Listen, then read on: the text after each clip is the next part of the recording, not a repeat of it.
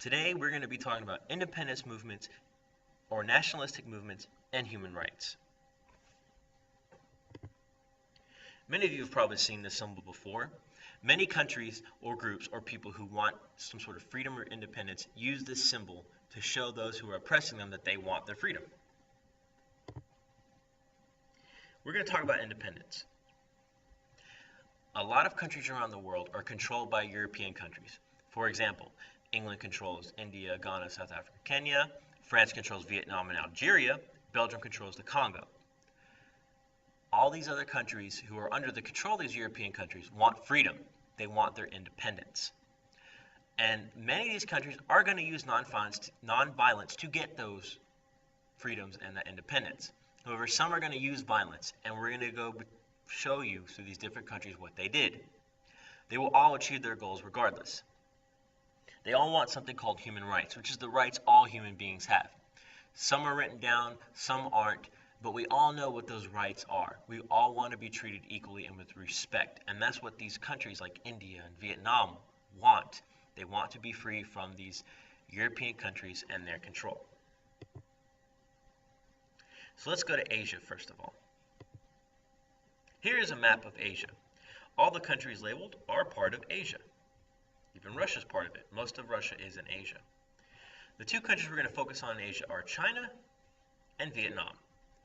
Vietnam's right here, and China is this big part right here. So let's look at China first. China was under the control of Britain. The Chinese and the British didn't like each other. The British wanted to control China and everything about it. So a movement starts in the early 1900s, run by Sun Yat-sen, picture of him right here. He starts the first movement. Time goes on, he gets new successors, like this guy right here, Chiang Kai-shek. Later, during World War II, a new ruler or a new leader of this underground movement comes into power. His name is Mao Zedong. This is a picture of him. Mao here wants to free China from British rule. And Mao was a communist.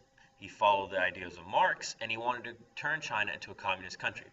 He led a revolution against the British and the Japanese, because during World War II, the Japanese invades China. So while the Japanese and the British are fighting each other, China is stuck in the middle. Mao fights off these people, and eventually China becomes an independent country and a communist country, and they're called the Republic of China. They had to use violence to gain their independence. Next, we're going to talk about Vietnam. Vietnam was owned by France. France would take the rubber from Vietnam, from the rubber trees, and force the Vietnamese to work the rubber trees and ship it back to France. The Vietnamese wanted to be free. They wanted to be their own country. And this one guy right here in this picture, his name is Ho Chi Minh. Ho Chi Minh. He went to the Treaty of Versailles right after World War I, and he asked those European countries, hey, can Vietnam become independent? They all ignored him and pretty much said no. So he goes back home and he starts his own underground movement in Vietnam. And guess what? It is a communist movement. He wants to create Vietnam as a communist country because he views communism as the direct opposite to capitalism, which is what these other European countries ran on. And by 1954, Ho Chi Minh creates North Vietnam. Vietnam becomes two countries, North Vietnam, South Vietnam. North Vietnam is communist, South is democratic. This eventually leads to the Vietnam War, which America joins in, and that conflict begins in the 1960s. Again, they had to use violence to gain their independence.